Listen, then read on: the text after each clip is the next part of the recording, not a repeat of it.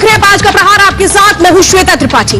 पहले से ही देश तीसरी लहर के बेकाबू होती नियंत्रण से बाहर नहीं आ पाया है। बेड के लिए हाहाकार है, ऑक्सीजन के लिए किल्लत है, और ऐसे में एक आम आदमी क्या करे? हर तरफ त्राहिमाम मचा है, और ऐसे में ये भी कहना कि तीसरी लहर आने वाली है हर किसी को डराने वाला है। लेकिन आज हम आपको तीसरी लहर के बारे में पूरी जानकारी देंगे, और हम ये आपसे कहेंगे डरिए मत, बल्कि सावधानी के साथ तैयारी होनी चाहिए। और वो तैयारी क्या होनी चाहिए, आज हम पूरे 1 घंटे में तमाम डॉक्टर्स के जरिए ये जानेंगे कि आखिर तीसरी लहर का खतरा क्या है। किन लोगों को ये हो सकता है कोरोना महामारी की दूसरी लहर से भारत पूरी तरह से जूझ रहा है। अस्पतालों का हाल सबको पता है, मरीजों की क्या स्थिति है ये पता है, रोज हजारों लोगों की मौत हो रही है, यानी सीधे कहें तो देश में स्वास्थ्य सेवाओं की हालत काफी बुरी है।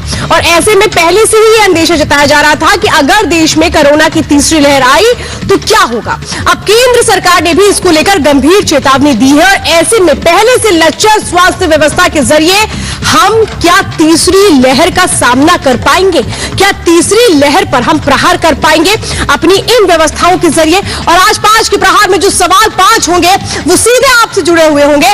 आज हम बहस नहीं करेंगे, आज हम डॉक्टर्स के जरिए समझने की कोशिश करेंगे कि तीसरी लहर का मतलब क्या होता है, क्या तीसरी लहर शुरू हो चुकी है या फिर आने वाली है। तो 5 के प्रहार में आज पहला सवाल हम डॉक्टर से करेंगे। बड़े डॉक्टर्स का पैनल हमारे साथ होगा। हर वो सवाल जो आपके दिल में है आज वो हम पूछेंगे। क्या कोरोना की तीसरी लहर क्या है, क्या होगा इसका असर, ये सवाल आपके मन में होगा और इसका जवाब हम बिल्कुल ढूंढेंगे। दूसरी लहर से देश बेहाल है, क्या तीसरी लहर के लिए हम तैयारियां हैं, क्या हमारे पास वो तमाम सुविधाएं हैं कि तीसरी लहर के इस प्रकोप का भी सामना हम कर ले। हमारा आज तीसरा सवाल यह होगा कि तीसरी लहर किस उम्र पर सबसे ज्यादा घातक होगी, किन लोगों को सबसे ज्यादा सावधान रहने की जरूरत है। चौथा सवाल आज 5 के प्रहार में हम करेंगे, कोरोना की तीसरी लहर कब आएगी। हर किसी के मन में सवाल है, क्या ये लहर आ चुकी है, आने वाली है, तो कब आने वाली है, ये भी आज हम डॉक्टर्स के पैनल से पूछेंगे। और 5वां सवाल आज 5 के प्रहार में होगा, तीसरी लहर में कोरोना के नए म्यूटेंट क्या सक्रिय होंगे, कैसा ये म्यूटेंट होगा, किस तरीके का ये वायरस होगा, ये तमाम चीजें आज हम समझेंगे और आपके सवालों के जवाब तलाशने की कोशिश करेंगे। आज कोई बहस नहीं होगी, आज सिर्फ और सिर्फ विचार विमर्श होगा। इस रिपोर्ट को देखिए और इसके बाद डॉक्टर्स के बड़े बड़े पैनल के साथ सवालों के जवाब ढूंढेंगे। ये मन सावधान रहने की जरूरत है, क्योंकि तीसरी लहर का नाम सुनते ही लोगों के मन में बहुत बड़ा खौफ आने लगा कि दूसरी लहर अगर ये कहर बरपा रही है तो फिर तीसरी लहर क्या करेगी। ये वो सवाल है जो सीधे एक आम आदमी से जुड़ते हैं, और इन्हीं सवालों के जवाब आज हम तलाशेंगे। जो खास मेहमानों का पैनल हमारे साथ जुड़ चुका है उसमें आपको बता दें कि हमारे साथ डॉक्टर MC मिश्रा जुड़ चुके हैं, फॉर्मर डायरेक्टर है एम्स के। सर स्वागत है आपका। डॉक्टर नीलम मोहन जी हमारे साथ जुड़ेंगी, गेस्ट डायरेक्टर है gastroenterology and liver transplantation Medanta hospital की। बहुत बहुत स्वागत है आपका। मैम हमारे साथ डॉक्टर राजू व्यास भी जुड़ रहे हैं, ये डायरेक्टर है फोर्टिस हॉस्पिटल के। सर आपका भी स्वागत है। हमारे साथ डॉक्टर समीर दलवाई जुड़ चुके हैं, पेडिट्रिशियन है, सीनियर पेडिट्रिशियन, मुंबई से हमारे साथ जुड़े हैं। सर बहुत बहुत स्वागत है आपका। और बीजेपी के स्पोक पर्सन राजीव जेटली भी हमारे साथ जुड़ चुके हैं। सर सबसे पहले आप सभी का स्वागत करती हूँ, और डॉक्टर MC मिश्रा सर आपके साथ शुरुआत करना चाहती हूँ। सर जैसे ही एक आम आदमी ने तीसरी लहर के बारे में सुना है वो और डर गया है, तो तीसरी लहर क्या है सर, जरा ये अगर हम एक आम आदमी को समझा पाए।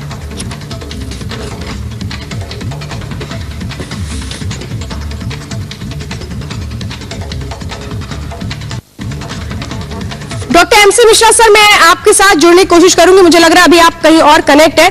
मैं डॉक्टर नीलम मोहन आपसे समझना चाहती हूँ, लोग ये कह रहे हैं कि क्या है ये तीसरी लहर। जी ऐसे श्वेता जी, जैसे एक्सपर्ट्स की तो इसमें ज्यादा जरूरत नहीं, सब बता सकते हैं कि यूरोप में अब थर्ड वेव आ गई है, whether it is France, whether it is Spain, whether it is Hungary and so many other countries, Europe में थर्ड वेव जा रहा है। तो उसी तरीके से जिस तरीके से स्प्रेड इंडिया में अभी चल रहा है, सो ये ऑब्वियसली प्रेडिक्शन है कि जब साल का एंड होएगा by November December we should get another wave. मुद्दा होता है 3 कि ये वेव क्या आएगी और हम क्या कर सकते हैं इसको बचाने के लिए। सिंपल ये डिपेंड करती है वैक्सीनेशन स्टेटस पे। अगर हम अपनी तेजी दिखाए इजराइल, यूके या USA के तरीके, so only then only we can win this. Second ये है कि जो टोटल इम्यून रोग है इसके साथ। Second is Covid appropriate behaviour. Despite media का शोर मचा के कहना, अभी भी इतने लोग हैं जो मास्क नहीं पहनते, और कोविड अप्रोप्रिएट बिहेवियर नहीं कर रहे हैं। थर्ड इज कि ये म्यूटेंट किस तरीके से अपने आप को वायरस चेंज कर रही है। तो इन तीनों पे निर्भर है वो थर्ड वेव, और उसी के लिए सब सोच रहे हैं कि जिस तरीके से स्प्रेड है, अगर हम अपना ये सुपर स्प्रेडर इवेंट, लोग शादियां वादियां बंद नहीं करेंगे, तो ये दिवाली के बाद थर्ड वेव आएगी। मैम, बड़ी बात आप ये कह रही हैं कि जिन लोगों का कोविड अप्रोप्रिएट बिहेवियर है, यानी कि कोविड को ध्यान में रखते हुए जिन सावधानियों की जरूरत है वो अभी भी लोग नहीं रख पा रहे हैं। तो नीलम, आपसे समझना चाहती हूँ, देखिए आप सबने एक बात कही कि लोगों को अभी भी सावधान रहने की जरूरत है। जहां उनको सावधान रहना चाहिए था वहां सावधानी हट गई, और इसीलिए हम आज यहां पर आकर के खड़े हो गए।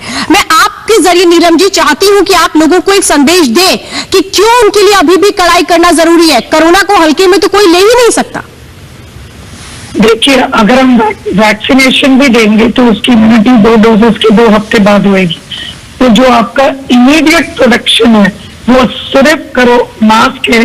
और मैं हमेशा ये कहती हूँ कि सही मास्क, विच मीन्स N95, देश को इसकी प्रोडक्शन सस्ती करने में हेल्प करना चाहिए, बिकॉज N95 ही आपको प्रोटेक्शन ज्यादा है। सही मास्क सही तरीके से लगाए। और जो मैंने शुरू में कहा, 3 ही चीज, vaccination, corona appropriate behaviour, mask, reduction of corona super spreader मतलब फंक्शंस एंड ऑल। तीसरा, साइंटिस्ट आइडेंटिफाई न्यू म्यूटेंट्स, जो मैंने शुरुआत में कही ये 3। बच्चों को जो हम कह रहे हैं, ऑलरेडी यूएसए में ये हफ्ते 12 ईयर्स के ऊपर फाइजर की वैक्सीन अप्रूव हो चुकी है ये हफ्ते। सेकेंड, उनको लाने वाला इन्फेक्शन कौन है? स्कूल तो बंद रहेंगे अगले साल, बड़े ही बाहर से लाएंगे। तो जब तक कोरोना अप्रोप्रिएट बिहेवियर नहीं रहेगा, आपकी इन्फेक्शन नहीं थमेगी। वैक्सीनेशन आपकी इम्यूनिटी बढ़ाएगी, बट मेन कंट्रोल है। मैम, हम आपका दोबारा रुक करेंगे, तो कुछ नेटवर्क इशू आपके फ्रेम में। डॉक्टर राजू व्यास, आपसे भी मैं यही समझना चाहती हूँ, लोगों के बीच बहुत कंफ्यूजन है कि हम कौन सी वैक्सीन लें, कौन सी वैक्सीन अच्छी है, कौन सी वैक्सीन नहीं ठीक है, हम क्या करें। मुझे एक बात ये सर बताइए कि बहुत सारे लोग गूगल पे भी देख रहे हैं, सोशल मीडिया पे भी बहुत तरह की इंफॉर्मेशन ले रहे हैं, उन लोगों को क्या कहेंगे, क्योंकि राइट गाइडेंस बहुत जरूरी है।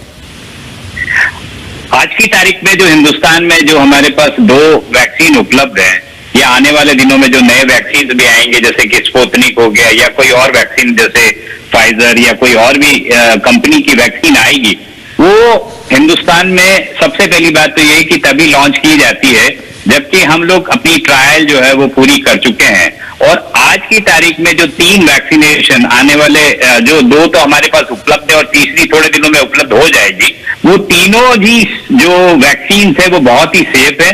आप खुद ने देख लें कि बहुत सारे आर्टिकल्स अभी छपे हैं। एक हिंदुस्तानी आर्टिकल नया ही आया अभी पिछले दिनों में, जिसमें करीब 10,000 लोगों को ये देखा गया है कि 10,000 लोग जिन्होंने कि हिंदुस्तान के अंदर वैक्सीनेशन, स्पेशली डॉक्टर्स जिन्होंने कि अपना वैक्सीनेशन कराया था, हम लोगों ने कराया था, उसमें से देखा गया कि री इन्फेक्शन की जो रेट है वो 0.04% एंड 0.05% है, बहुत ही कम है, लेस देन 0.5% है। तो ये इतना सेफ है, कॉम्प्लिकेशंस बिल्कुल नहीं है। इससे एसोसिएटेड जो भी भ्रांतियां लोगों के बीच में फैली हुई वो अननेसेसरी है, मेरे को नहीं लगता।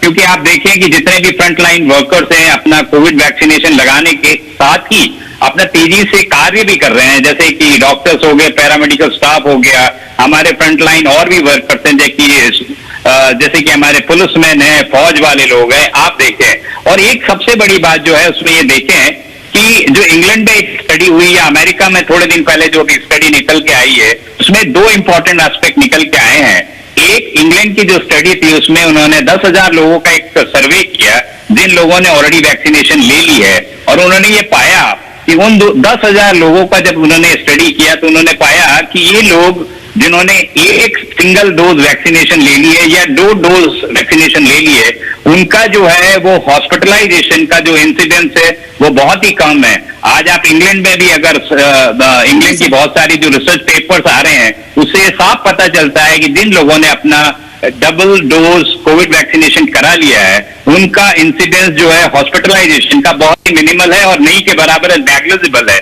और इंग्लैंड में आज की स्थिति यह है कि उनके आईसीयू बेड्स खाली पड़े हुए हैं। आप दूसरा, अमेरिका में भी यही स्टडी अभी थोड़े दिन पहले निकल के आई थी, वहां पे भी यही देखा गया है कि धीरे धीरे उनका कर्व जो है या उनके आईसीयू में या ऑक्सीजन सपोर्टेड जो बेड्स हैं उसमें जो नंबर ऑफ पेशेंट्स की संख्या है वो बहुत ही कम होती चली जा रही है।